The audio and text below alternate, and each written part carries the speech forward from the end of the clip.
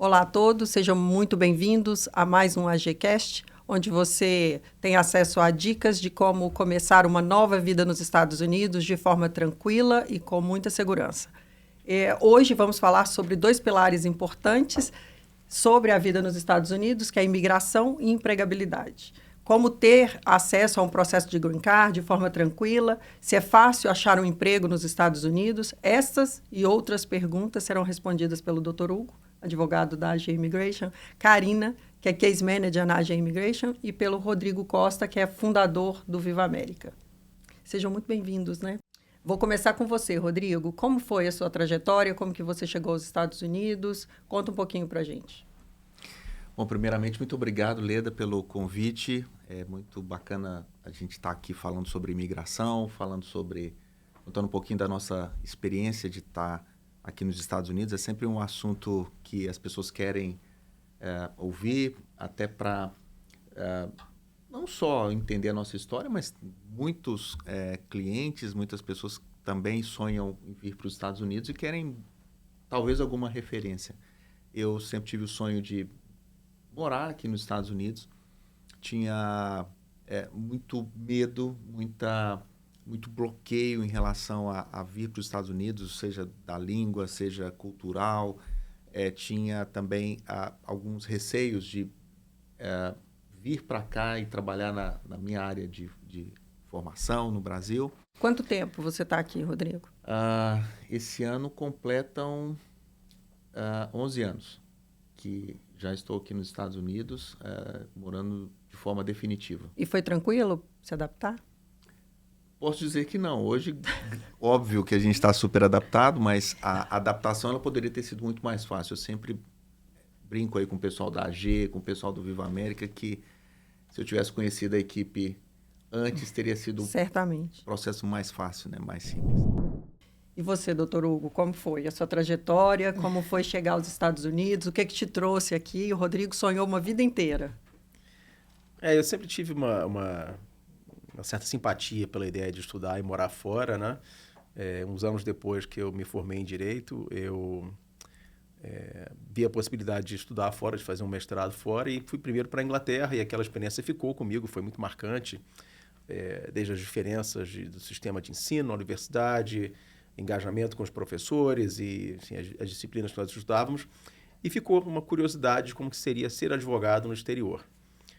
Uns anos depois, por acaso vim com a minha família, no que começou como uma ideia de um período sabático, e aí eu fui buscar os caminhos, né, para me tornar advogado nos Estados Unidos, para poder exercer a profissão aqui.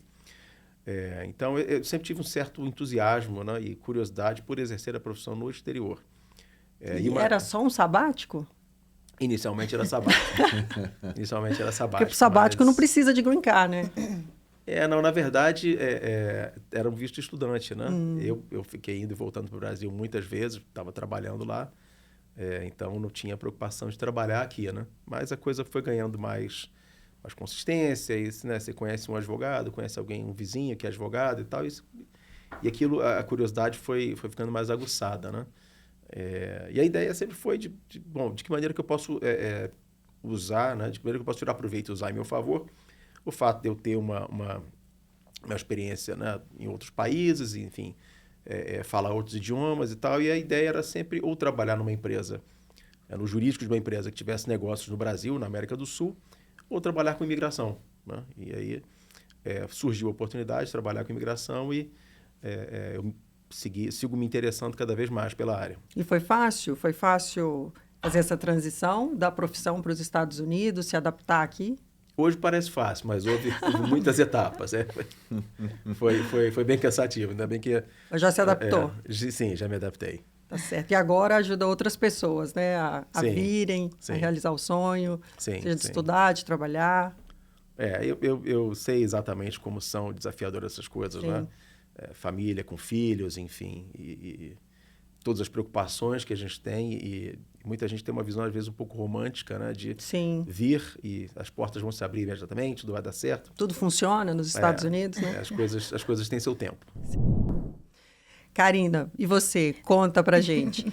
Você não é brasileira, Eu queria que você falasse de onde você é. Eu sei que você também era advogada no seu país. Fala um pouquinho para a gente como foi essa trajetória, como foi para se adaptar, se já se adaptou. Ainda sou advogada no meu país. Sim, sim. Eu espero.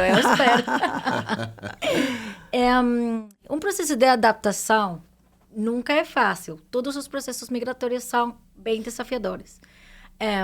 Mas se você está preparado, acho que nada é tão fácil, mas se você está preparado, tudo vai ficar um pouco mais simples. Um pouco. Só isso. Se você pode saber o que vai acontecer, pode ter um panorama de o que você precisa fazer e qual poderia ser um resultado, aí você tem tempo de se preparar. Sim. Eu sou da Venezuela, eu sou advogada lá no meu país.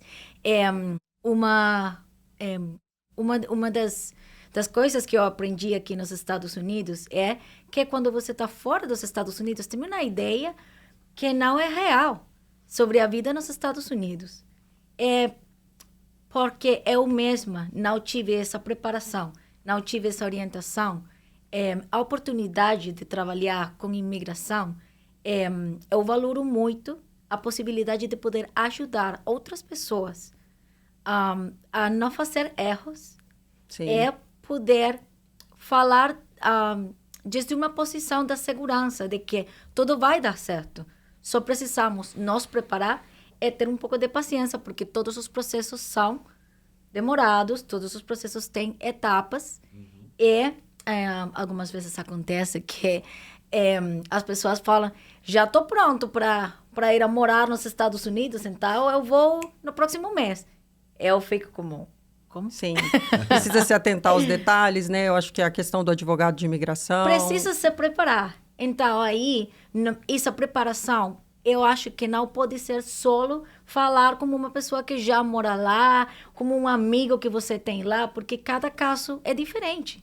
Sim. Então, se você tem uma orientação de um advogado de imigração que tem uma experiência, porque já fez esse mesmo processo centos de vezes, sim, aí você vai ter uma perspectiva diferente de uma pessoa que já não somente pode ver o seu caso, mas um caso, se sua situação, você tem família, você tem filhos, você é solteiro, você é um profissional, não tem uma profissão, você é um empresário. Então, todas as pessoas têm umas realidades que podem ser adaptadas, sempre que essa orientação seja apropriada, né? Então, eu me sinto muito agradecida de poder ajudar a outros migrantes. Eu mesma fiz um processo migratório, eu posso compreender esse sentimento, essas frustrações que você expectativa, né? Os prazos que são bem estendidos. Tristeza, alegria e tudo mais. Você pode compreender isso. Cada processo migratório que nós finalizamos com êxito aqui na EG. Sim. É uma felicidade muito, muito grande, porque você é um sucesso não só para essa família ou para essa imigrante, mas para você mesmo, que você tem uma possibilidade de mudar a vida inteira, não só dessa família, mas dessas gerações futuras. Sim, sim. Então, isso acho que esse trabalho que nós estamos fazendo é um trabalho que vai perdurar no tempo. Sim, muda gerações, né? Você impacta gerações através do seu trabalho. Sim, é um impacto muito grande. Sim. E nós temos visto uma quantidade muito grande de pessoas vindo para os Estados Unidos. Em 2022, teve recorde de emissão de green cards, e acho que foram 24 mil brasileiros que receberam, né, esse documento. Foi o maior volume da história. Aqui você, Rodrigo, no Viva América, atribui isso. Vocês percebem esse movimento dos brasileiros querendo vir para cá? Pergunta muito boa, Leda, porque uma coisa interessante que a gente faz no Viva América é sempre a questão da pesquisa e estatística. E aqui nos Estados Unidos você tem muito acesso à informação, né? Falando especificamente para o público brasileiro, nos últimos 10 anos, ano após ano, o número de brasileiros que receberam Green Card foi um número recorde, dados oficiais, né, publicados aí pelo governo americano. Já, inclusive, saiu agora o número de 2023, que também, mais uma vez, o recorde, quase 25 mil brasileiros conseguiram Green Card. O que a gente percebe é que o perfil do brasileiro que tem vindo para cá é um perfil diferente dos últimos, do que nós conhecíamos. Infelizmente, pessoas vinham para trabalhar no que eles chamam de subempregos ou talvez profissões que eles não trabalhavam no Brasil, né? E talvez a grande razão que esse movimento de brasileiros tem vindo para cá, eu não posso atribuir a uma única razão, né? Mas são alguns fatores. Fatores políticos, econômicos, fator da segurança. Sim. Mas tem um fator muito importante que o brasileiro começou a entender que é possível baseado na carreira profissional que ele tem no país de origem, ele consegue aplicar, né, para um Green Card. Isso aí o Dr. Hugo vai poder falar melhor sobre isso. Mas então as pessoas, até pelo fato das mídias sociais levarem a informação de maneira mais democrática para as pessoas... Aí popularizou, né? Brasileiro, a pessoa começa a seguir uma pessoa, aí vê que essa pessoa está aqui nos Estados Unidos, trabalhando na profissão que ela se formou no Brasil, e isso aí tem despertado, né? E mostrado para as pessoas que realmente é possível que ele saia do seu país e venha para cá. Sim. Doutor Hugo, tem algum tipo de visto específico para essa mão de obra qualificada lá do Brasil, né, e de outros países também? É porque a gente está falando especificamente aqui para brasileiros, em português. Então tem a Karina, né? Não, mas em português, mas nós falamos outras línguas. Sim, falamos. Karina fala algumas, doutor Hugo também fala algumas. O português da Karina é muito bom. Sim. Eu queria saber se tem algum tipo de visto específico, ou quais são os vistos específicos para essa mão de obra especializada, baseado em carreira. Acho que para usar essas observações que o Rodrigo fez, né, como um ponto de partida, acho que o brasileiro, de modo geral, tem um perfil, né, empreendedor, o que é muito compatível com a cultura, né, dos Estados Unidos. E nós temos uma massa muito grande de profissionais liberais, né, pessoas que cursaram boas universidades no Brasil, universidades que são reconhecidas, né, no exterior também, e essas pessoas usam esse cabedal, né, esse conjunto de coisas que elas construíram, né, experiência e construção acadêmica. Eu diria que o visto que mais tem... Acho que a resposta é pelo visto que mais tem sido procurado, né, que é o EB2NW, né, que é um visto baseado em emprego, né, da segunda preferência, segunda categoria, por assim dizer, mas particularmente com essa questão do NW, né? Quer dizer, a primeira parte, que é o EB2, que são esses profissionais que têm esse tipo de perfil, né, de habilidade extraordinária, por assim dizer, e eles vão se enquadrar nesse perfil. O brasileiro, melhor dizendo, se enquadra nesse perfil, porque ele normalmente tem um curso superior, com tantos anos de experiência, tem uma pós-graduação, enfim, ele tem uma construção de outros elementos também ao longo da carreira que vão reforçar muito o caso. E o grande atrativo desse EB2NW é que os vistos de emprego, por definição, vão pedir a figura de um patrocinador, né, de um peticionário, né? Ele peticiona em favor da pessoa que é o beneficiário. O NW leva a um caminho em que a pessoa não precisa se preocupar com uma empresa ou um empregador americano. Uma oferta de emprego, então, não é necessário. Não vai ser necessário uma proposta de trabalho. Os grandes desafios estão em construir o plano que essa pessoa se propõe a implementar no país, de modo que ele atenda a determinados requisitos legais que são próprios desse tipo de visto. Mas, de verdade, enfim, retornando à sua pergunta, eu acho que o visto mais adequado para esses brasileiros com esse perfil tem sido realmente o EB2NW. Há alguns outros também, mas acho que esse é o predominante. E para ser elegível, né, para esse tipo de visto, é o que? Precisa ser cientista? Precisa ter 30 anos de experiência? Qual a característica dessas pessoas que se qualificam para esse tipo de visto, para o EB2? Tem algum segmento? Quais as profissões? Olha, não precisa ser um cientista com décadas de experiência, muito embora isso seja muito bem-vindo, né? Fica mais fácil, né, sim. Karina? Você tem basicamente duas linhas, né, nesse visto EB2. As pessoas que têm um Advanced Degree ou as pessoas que têm que têm o Extraordinary Ability, né? Então, o Advanced Degree vai ser uma combinação de determinada formação acadêmica com anos de experiência naquela carreira. E o Extraordinary Ability, a pessoa não tem aquela formação que nós conhecemos, a formação universitária necessariamente, né, com um nível superior, enfim, com equivalência de um curso nos Estados Unidos. Mas ela tem alguma formação e construiu uma carreira de êxitos, né, por 10 anos.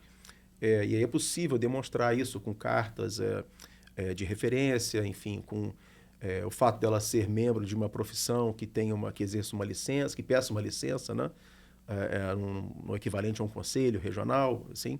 Então, é possível demonstrar essas coisas, não é necessário ter esses 30 anos de experiência.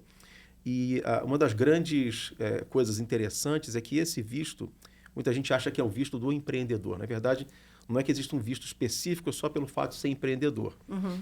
Mas esse visto tem uma característica muito interessante, que é a combinação de alguém que exerceu sua profissão no Brasil, buscou aquele conhecimento acadêmico e tem esse desejo de vir. E parte desse processo implica na construção de uma ideia sobre o que fazer aqui, né? Coisas que terão, no jargão legal, mérito substancial e importância nacional.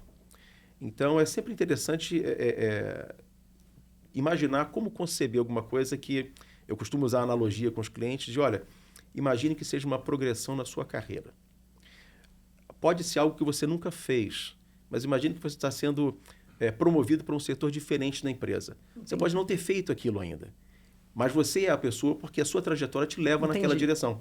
Então, esse plano proposto tem um pouco dessa característica de ser desafiador, de ter audácia, né? De ter de ter esse ímpeto, né? E isso, combinando esses fatores, né, da característica que nós temos do profissional liberal brasileiro, que é muito conhecido, né? Assim, são pessoas que empreendem, que têm um perfil né, arrojado, com essa oportunidade num ambiente que favorece os negócios. É claro, estamos simplificando bastante as ideias aqui. O ambiente é muito competitivo, mas o ambiente vê esses esforços com olhos... vê muito bem esses esforços, né? Entendi. E não existe profissão que não seja elegível para o EB2NW, é isso, Karina? Não existe. Nós temos uns casos aprovados, profissões que são que você pensaria que não qualifica. Acho que o ponto principal do visto National Interest Waiver é que você possa demonstrar que essa profissão, essa área de sua expertise vai beneficiar os Estados Unidos. Não só que pode, mas Sim, que vai. que vai. Então, considerando só isso, então você não tem uma profissão específica. Sim. Qualquer pessoa pode. Quero retomar o que o Rodrigo falou, que é com esse acesso a esse tipo de informações, as pessoas que estão em nossos países, eu falo nossos países, não somente o Brasil, esse podcast em português, mas as pessoas que estão em outros países agora sabem que não é impossível. Você não tem que ser... Você tem outro tipo de vistos, de habilidades extraordinárias, é outro tipo de vistos, mas você não tem que ter muitos prêmios ou ser um profissional destacado internacionalmente para ser elegível para esse tipo de vistos. Quais são os critérios, assim, de maneira geral? Geral, como já o Dr. Hugo falou, você pode ter uma Advanced Degree, que é um diploma universitário, é alguma experiência de trabalho nessa área, ou pode ser uma habilidade extraordinária, né? Nessa área de expertise. Dizem que tem 6 critérios aí, é o que o brasileiro, que o leigo escuta, né?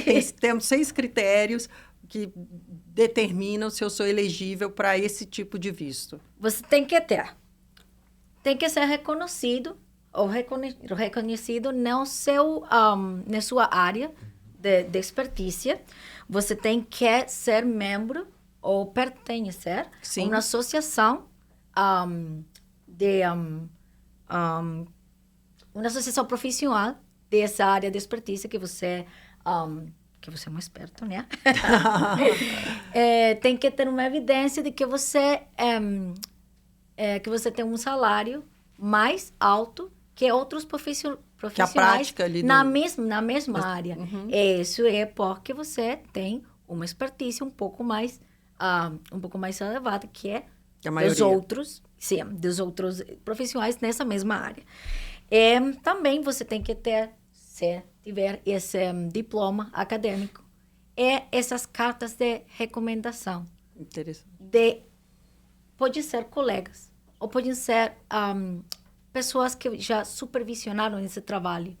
Vamos pensar, você trabalhava em uma empresa, você fez uma manual. Manual? Você fala? Manual. Um manual. Esse manual foi um ponto principal para que essa operação dentro dessa empresa melhoraram e tudo mais, e foi muito significativo. Uma pessoa poderia testemunhar sobre esse trabalho que você já fez. Um exemplo. Um dia a gente conta aqui como foi o nosso processo, falo que é a nossa jornada imigratória, mas aí ouvindo a Karina falar, quantas melhorias a gente implementou ao longo da nossa carreira. A gente era chamado para isso em grandes empresas no Brasil. Mas não tínhamos conhecimento. Exato, não conhecia você, Karina, não conhecia o doutor Hugo. Não, mas Sim, acontece muito. Exato. Uma vez eu estava falando com uma menina, só estávamos falando disso. Ela pensava que eu não qualifico para nada, agora estou aqui meu visto de estudante, depois eu volto.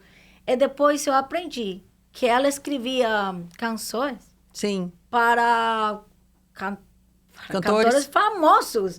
Eu estava como... E por que ela estava com visto de estudante? Como é isso? Então, porque você pode ter, ou você pode fazer algum tipo de atividade que você não acha que vai ser, ou que poderia fazer uma elegibilidade para você. Desculpa meu português. Eu aprendi português assistindo aulas de YouTube. É possível, só temos que ter disciplina. Quanto tempo você está aqui, Karina, dos Estados Unidos? 9 anos. 9 anos, está igual a gente. Mas aprendi português nas aulas de YouTube 6 meses. Olha, tá vendo? Parabéns. Ainda assisto aulas de YouTube. Então, Karina, não existe profissão que não é elegível para o visto EB2NW. Agora, eu queria que você dissesse quais as profissões mais curiosas você já conseguiu ou já viu a aprovação. Lembro que tivemos casos aprovados. Para mim, temos casos aprovados de todas as profissões. Temos enfermeiras, temos médicos, temos engenheiros, pilotos, advogados. As pessoas que pensam que porque você é advogado no seu país não pode fazer. Temos advogados aprovados. Lembro 2 casos curiosos. Uma foi um cabeleireiro que ele tinha especialidade em extensões de cabelo. Sim. Ele foi aprovado. Uma mulher que ela fazia unhas, mas tinha uma técnica para fazer unhas. Ah, sim. Então, ela foi aprovada também. Olha que interessante. Sim, muito.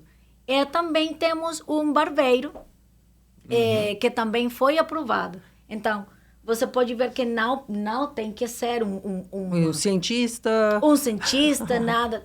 Mas temos também cientistas, temos dentistas. Sim. Temos pessoas que têm em educação, que estão focadas em pessoas com algum tipo de problemas, autistas, um tipo de espectro também.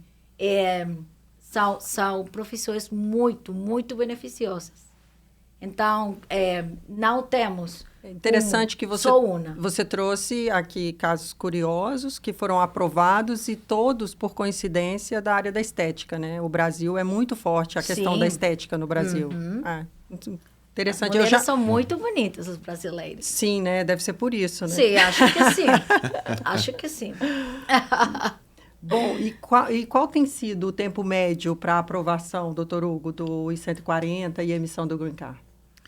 Para dar um pouco de contexto, sempre que a gente fala em imigração, a gente fala nesses números todos, né? Então, cada petição dessa tem um número correspondente ao propósito, né, que ela serve, é um modo da imigração organizar os serviços, né? Quando a gente fala desse I-140, justamente a petição que vai demonstrar essa elegibilidade que a pessoa tem, né? Seja um médico, um engenheiro, alguém do mercado financeiro, enfim, em que a gente vai demonstrar os conjuntos de atributos que a pessoa tem, o que ela se propõe a fazer nos Estados Unidos e de que modo nós achamos, e as razões pelas quais nós achamos que esse caso deve ser aprovado.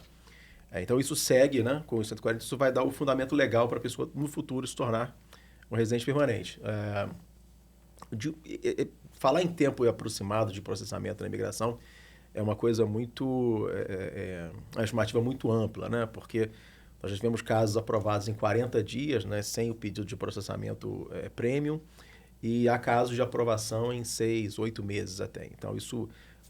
a gente não tem controle, né? É impossível fazer gestão desse prazo, né? Não tem controle, muito, muito diferente do que algumas pessoas imaginam. Não é possível contactar a imigração para pedir, né, para acelerar o processo, para agilizar o processamento. Isso não acontece. Se ficar em cima, a gente vai conseguir fazer algo diferente. Não vai fazer a menor diferença. Não vai fazer a menor diferença. Tem uma pergunta interessante, Karina, e o doutor Hugo também pode comentar. Quais os erros mais comuns, o que mais vocês veem aí, né, os candidatos ou quem está pedindo o visto EB2 ou os EBs de maneira geral, qual os erros mais comuns que essas pessoas cometem, de maneira geral? Temos muitos. Não, mas acho que nosso escritório tem uma expertise fazendo este tipo de vistos. Então, nós temos um jeito bem acoplado Sim. a essas políticas do USCIS para enviar o pacote de pedido do visto. Então, temos que ter uns linhamentos, né? Sim. Uhum. Temos um tipo específico ou uma metodologia específica para a apresentação dos documentos. Então, o que acontece muitas vezes é que se você pede um documento para o cliente, ele precisa 1 ano de extratos bancários. Então, eles voltam com 3 meses. É aí. Então, você tem que voltar e pedir outros 7 meses. Mas por que você está pedindo 1 ano? Não é porque eu quero 1 ano. A AG não precisa, né? Eu não preciso. De 1 ano de extrato. Eu não tenho nenhum interesse em saber quanto você tem no banco, mas eu sei que o oficial se tem interesse. Sim. Então, você quer ter seu visto aprovado. E a missão do oficial é verificar até o detalhe mais pequeno que se você fez um erro, seu visto pode ser negado. Sim. E ele percebe um salário anual só para detectar erros. Sim, Porque foi seu treinado, pacote né? está perfeito. O profissional foi treinado para isso, né? Sim, Seu pacote está perfeito, ele vai aprovar. Mas, se você não quer revisar 1 ano de extratos bancários, o oficial quer revisar 1 ano Sim. de extratos bancários. Então, você tem que fornecer todas as informações que nós pedimos, sim. ou que a imigração pede, sem pensar, não, meu critério é não enviar 1 ano de extratos bancários, mas 3 meses são suficientes. Ou não vou colocar essa evidência aí, porque eu acho que pode ser substituída por essa outra evidência. Eu sei que tem um padrão, Uhum. corrija se eu estiver falando errado aí, viu, doutor Hugo, que os oficiais de imigração, eles analisam todos os documentos, né? Ou seja, o processo ele tem que estar dentro de um padrão de layout, de clareza, né? Uhum. E tem um caso bem conhecido aí na AG, de uma pessoa bem famosa, que ela teve o caso, me parece que negado numa outra empresa, e procurou a AG, e depois a AG refez todo esse processo e aprovou, né? Mas a gente lembra que era um caso que, quando ela trouxe o processo dessa outra empresa que ela tinha feito e a cópia dos documentos, uma coisa que chamou a atenção do time da AG foi assim, as fotos, né? Então, por exemplo, foto do passaporte. Ela pegou Ela não o passaporte digitalizou, né? Fotografou e tinha as unhas dela, o esmalte vermelho na foto do passaporte. E aquilo... Compôs o processo. Eu acho que pior do que a foto do cliente, porque de repente a pessoa faz isso e não sabe, é que o escritório que tinha feito o processo dela mandou as fotos daquele jeito para a imigração. E eu lembro que o comentário na época era mais ou menos assim, olha, deve ter sido negado só por causa dessa foto aqui, com as unhas, né? Mas eu entendo isso que vocês falam, ou seja, o desafio é que atender esses critérios não é só um critério da AG. A empresa assim? de imigração está Na aqui para verdade, poder... a AG conhece já os parâmetros, sabe como precisa ser submetido, como o oficial quer ver, e a gente solicita isso para o cliente, e é bom que eles nos atendam, né? A gente está aqui, acho que como mediador. É um caminho que vai te levar ao Green Card, a partir das solicitações, de um checklist, de uma estratégia que foi definida pelo advogado, e isso é muito importante ser construído ao longo ali, né, da jornada do cliente da AG, né? Porque é uma jornada, porque passa um tempo, tem documento que o cliente não tem de imediato, precisa preparar, e isso precisa chegar para a gente com um certo padrão, né? Você sabe que uma coisa que eu acho que eu erro, não só de nossos clientes, mas de humanidade em geral, mas nós não sabemos seguir instruções. Muitas vezes nós falamos com nossos clientes e nós damos para eles uma lista de documentos. E você sabe quais são os documentos que você tem que fornecer. E não envia nada. Ou envia metade da lista. Ou demora 8 meses, 6 meses, 3 meses em fornecer todos os documentos. Então, vamos começar. Eu posso começar o caso. Eu vou colocar minhas horas como case manager fazendo o caso. E o caso vai ficar aí, parado, porque não pode continuar. Porque quando eu vou enviar esse pacote para o advogado fazer a revisão, ele vai perguntar, onde está o currículo? Onde estão os extratos bancários? Onde está essa carta, essa outra? Então, vai ser tempo perdido para o cliente. Para mim, que tem um pacote a meio fazer, é para o advogado, que vai fazer uma revisão com um pacote Karina, que não está completo. E isso conecta diretamente com um outro ponto importante do processo imigratório, que eu vejo assim que é um terror, né? Todo mundo, quando fala de RFE, fica ali, meu Deus, agora tem uma RFE. Mas se não... e a gente sabe que RFE é algo que pode acontecer e por vários motivos, mas principalmente se não seguiu essas instruções e fica pressionando porque quer que o caso seja submetido. Olha, eu não consegui essa evidência, não mandou aí como foi definido pelo advogado na estratégia, e aí submeteu. Então, é certo que vai vir uma RFE, né? Não respondeu para a AG, não respondeu para o advogado, mas vai ter que responder para o oficial ou vai ter o visto negado. Vai ter o visto negado. Sim. Mas a RFE, eu queria que você falasse, que vocês dissessem sobre o aspecto da RFE, que não necessariamente é algo ruim. O meu processo teve RFE e foi super tranquilo, foi só atualização de documentos. Porque, como ficou bastante tempo, eu tive que refazer os exames médicos, porque tem uma validade. Então, basicamente, foi isso que a gente enviou na nossa RFE. Então, no meu caso, não foi ruim. Recentemente, esses exames médicos, e o SIS falou que não tem vencimento, né? Não tem vencimento mais, agora, né? Agora mudou. Quando você recebe uma RFE, uma RFE, um Request for Evidence, né? Quer dizer, é um pedido que o oficial está fazendo, dirigindo ao peticionário, pedindo mais elementos de prova para poder decidir o caso, porque ele julga que determinados aspectos não estão suficientemente esclarecidos, pode haver documentos que ele julga que precisem ser apresentados de modo mais atualizado, né? Coisas desse modo. coisas do gênero. Não é necessariamente uma coisa negativa, né? E porque as RFEs, elas variam muito em extensão, né? O oficial, algumas delas podem ser mais detalhadas ou menos, mas idealmente o caso já segue todo instruído com as provas necessárias.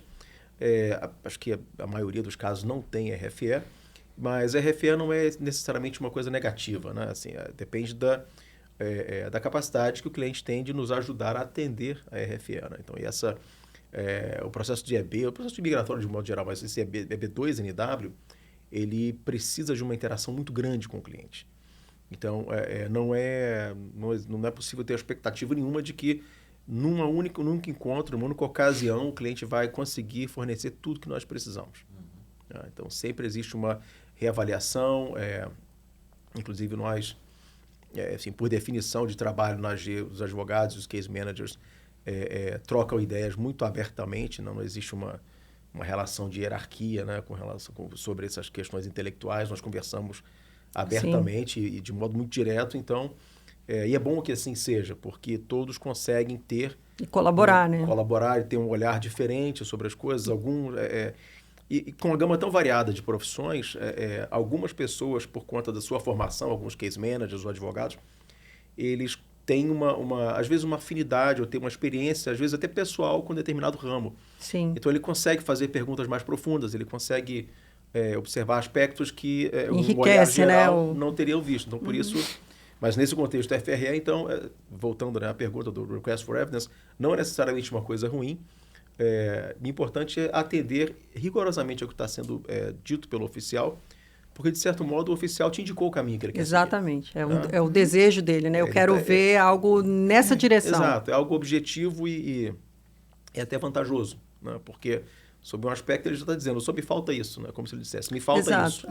É só ressignificar a RFE, né? Eu conheço uma advogada que ela começava suas respostas dos Request for Evidence falando obrigada pela oportunidade de clarificar esse ponto. Sim. Obrigada pela oportunidade de fornecer essa informação. E aí começava. Rodrigo, a gente tem falado bastante aqui do aspecto jurídico e migratório. Agora, o que a maioria desses imigrantes eles desejam é o trabalho aqui nos Estados Unidos. E como que está o mercado de trabalho aqui? Tem bastante oportunidade mesmo? Cabe todo mundo que está vindo para cá buscando essa oportunidade, esse lugar ao sol? Bom, eu acredito que por isso que surgiu aí o Viva América, né? A gente entende que o pilar imigratório é fundamental na vida do imigrante. Afinal de contas, é o visto que vai permitir, né, se ele entra, vai dizer o que ele pode fazer, né, aqui nos Estados Unidos e por quanto tempo, né? Mas existem outros pilares importantes também, que é o pilar profissional e o pilar que a gente chama de vida e moradia. Falando especificamente do pilar profissional, a gente também tem que voltar para os números, né? Então, os Estados Unidos hoje passa por um grande desafio, que é encontrar mão de obra qualificada para uma infinidade de profissões. Parece que tem um número maior de vagas do que de pessoas desempregadas aqui nos Estados Unidos. Exatamente. Hoje são quase, de acordo com o Departamento de Trabalho, agora, na última informação do Departamento de Trabalho, são quase 8 milhões de vagas. Aliás, quase 9 milhões, são 8,8 milhões de vagas de trabalho que não conseguem ser preenchidas por americanos. A única alternativa de se preencher essas vagas é através de mão de obra imigrante qualificada. Então, óbvio, tá bom. Aí o imigrante, ou talvez a pessoa que está nos ouvindo, vai pensar o seguinte: tá bom, eu vou para os Estados Unidos, então eu vou trabalhar. Talvez a gente esteja vivendo o melhor momento. Porém, eu preciso cuidar da questão imigratória.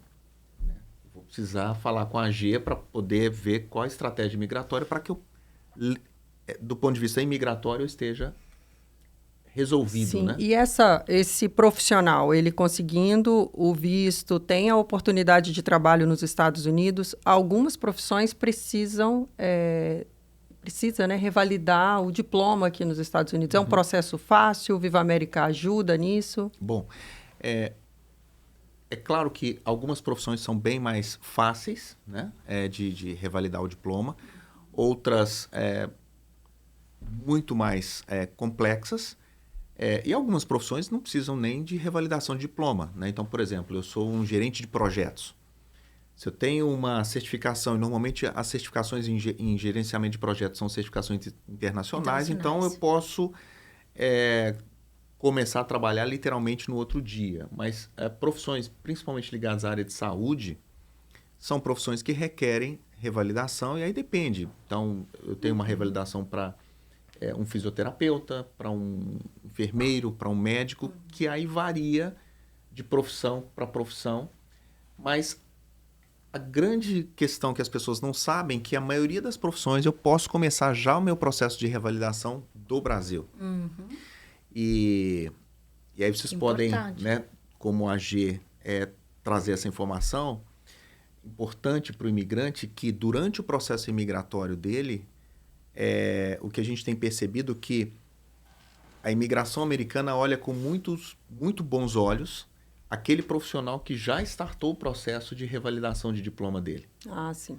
Né? Porque... Pode incrementar, talvez, aí o processo do... Eu falo quando vocês vão montar o pacote, a estratégia. Se elas estão preparadas, que era o que estávamos falando no começo, nós tivemos um caso de uma dentista, uma das evidências que colocamos aí no pacote foi o TOEFL, esse exame para... Proficiência de inglês. Proficiência de inglês. Sim. Então, colocamos isso para ela também. Isso demonstra que ela estava preparada para finalizar essa revalidação aqui. Sim, porque o que a gente percebe nessa questão da empregabilidade? Muitas pessoas utilizam da sua carreira profissional ou da sua formação acadêmica para obter o Green Card, e muitas delas até têm o Green Card aprovado, porém não se preocuparam com a questão profissional, e a gente percebe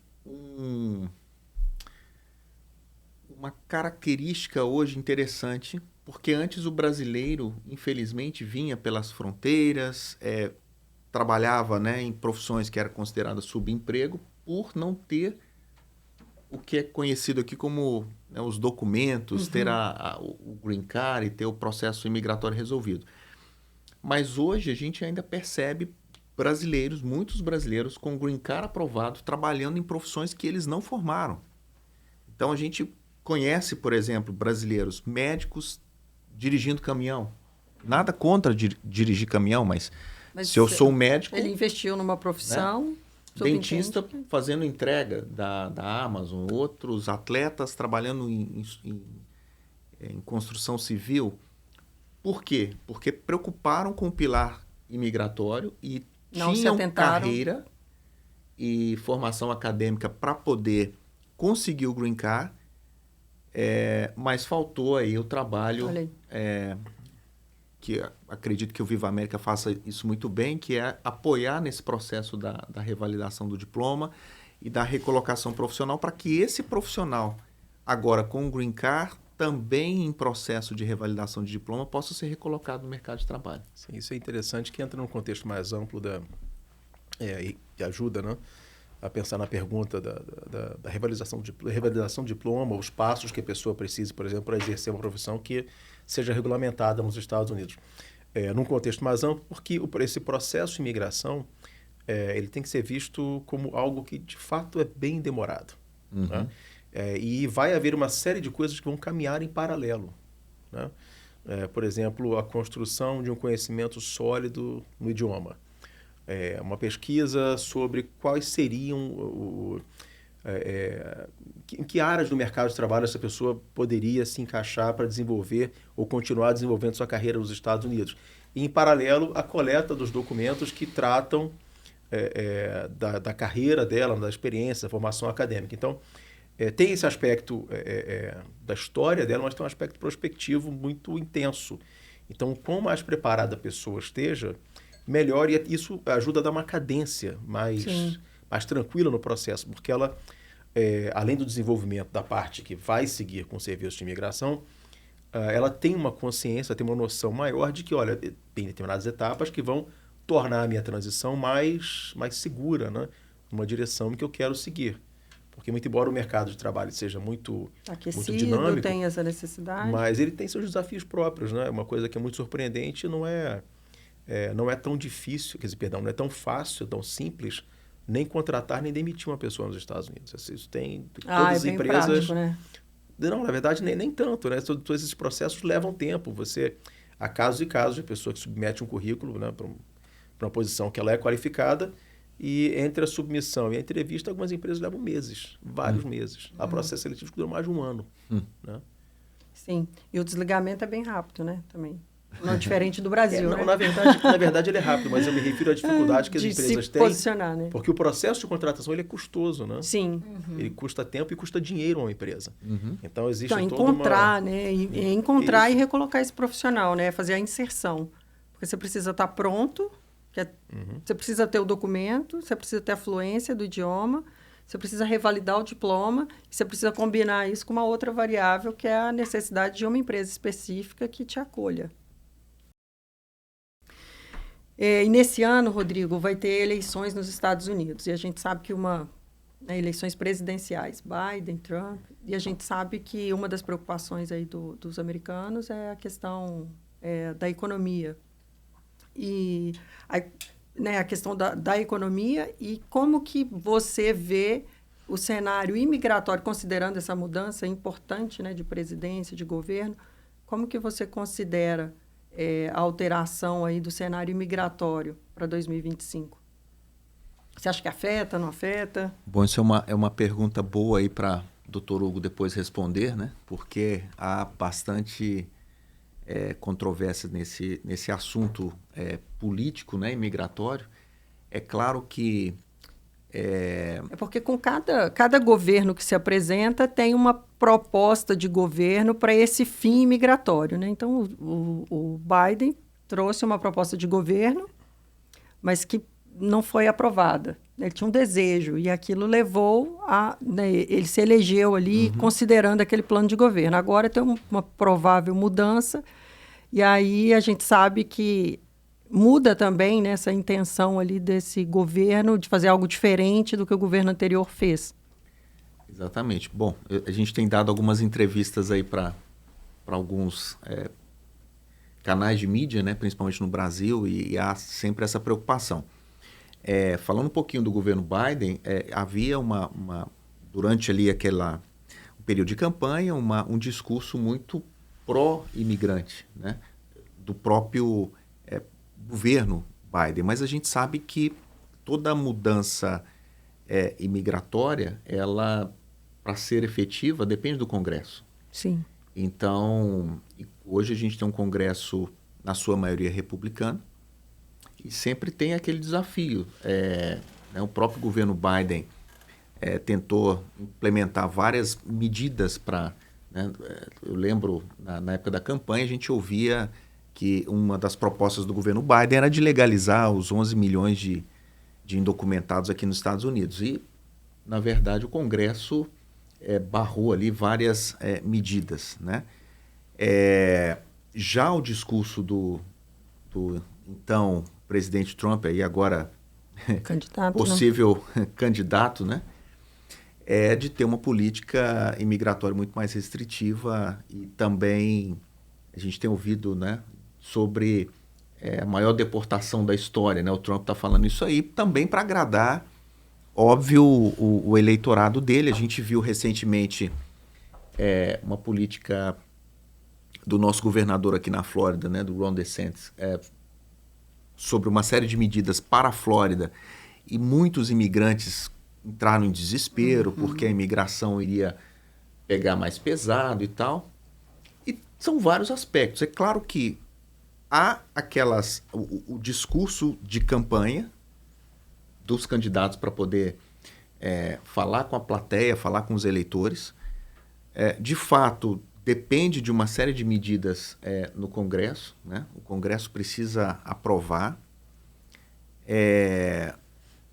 Para aquele público que nós sempre falamos, né? Por exemplo, nós tivemos o nosso Green Card aprovado na época do Trump, logo ali no início do governo Trump, que era o governo, a imigração estava bem restritiva e a gente teve o Green Card aprovado ali. Eu acredito, né, que talvez para esse imigrante que é qualificado, para esse imigrante de interesse nacional, a minha opinião, apenas opinião, né, é que pouca coisa possa mudar, considerando que os Estados Unidos têm um outro problema, que é falta de mão de obra. Sim. Não tem americano, né? A Associação Nacional de Odontologia divulgou recentemente 11 mil vagas de dentistas que não conseguem ser preenchidas nos Estados Unidos. Se eu restringir mais imigrante de vir para cá, eu começo a ter um colapso em várias áreas. Então, ao mesmo tempo que eu preciso ter um controle dessa imigração ilegal, eu preciso também facilitar de um outro ponto de vista, porque senão não tenho mão de obra para equilibrar, né? Para atender a economia. Aí eu começo a ter outros problemas, né? Doutor Hugo. É um tema super controvertido, né? Porque faz parte da agenda dos dois candidatos, né? E é possível você imaginar que cada um deles tem uma predominância por uma direção ou outra. Mas é difícil imaginar em que direção isso pode caminhar, por exemplo, com o candidato Trump, que está se revelando bem forte, uma chance muito grande de vencer a eleição. E, ao mesmo tempo, coisas que se esperava do governo Biden, né, que, na verdade, ele restringiu uma série de outras medidas. Então, é difícil imaginar o que pode acontecer, né? E imigração é fundamentalmente uma expressão do poder soberano do Estado, né? Cada Estado tem, né, guardadas algumas limitações de direito internacional, de acordos e tratados, mas cada um tem o poder de determinar qual é a sua política migratória, se vai ser mais restritiva ou menos restritiva. Nós imaginamos que, em ambos os casos, é possível pensar numa tendência a se tornar mais receptivo aos imigrantes que são mais qualificados, né? Mas talvez com uma política mais restritiva de fronteira seja possível minimizar os custos, né, que isso gera. Quer dizer, hoje, por exemplo, tem, se não me engano, 3 milhões de casos nos tribunais de imigração. Os processos não andam, né? Porque não tem força para... Não tem recursos humanos para fazer esses processos. Falta braço, andarem, né? E é uma discussão muito, muito aquecida, né? Enfim, é difícil imaginar o que vai acontecer. Nós esperamos, né, que qualquer um dos dois que venha a ser eleito tenha uma visão mais clara de que esses imigrantes qualificados efetivamente contribuem para a economia. O volume de impostos pagos pelos imigrantes é brutal.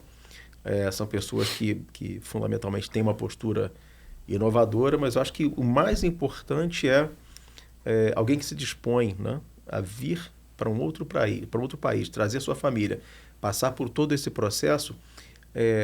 Ele tem naturalmente uma posição de afeto pelo país e pelo estilo de vida daqui. Sim. E isso muitas vezes não é compreendido. As pessoas acham que o imigrante vem a mudar as coisas. Não, na verdade, nós estamos atraídos justamente por uma série de coisas positivas que há no país, né? Do sistema, da cultura, enfim.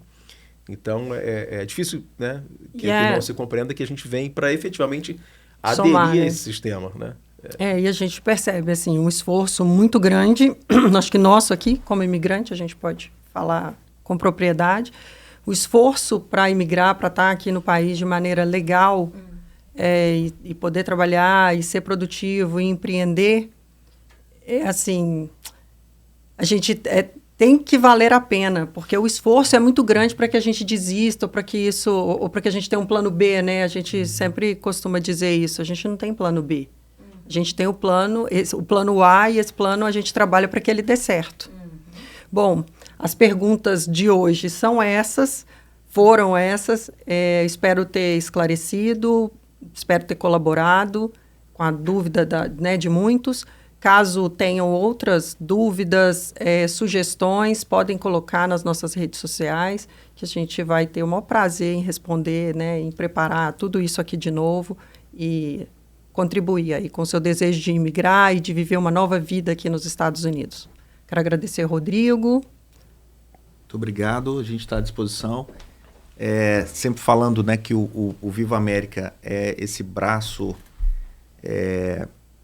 de apoio, né? Temos aí a AG Immigration como parceiro, mas óbvio, sempre é uma escolha do cliente ter esse tipo de assessoria na sua adaptação aqui nos Estados Unidos, seja no apoio escolar para os filhos, na recolocação profissional, na internacionalização do negócio, do business.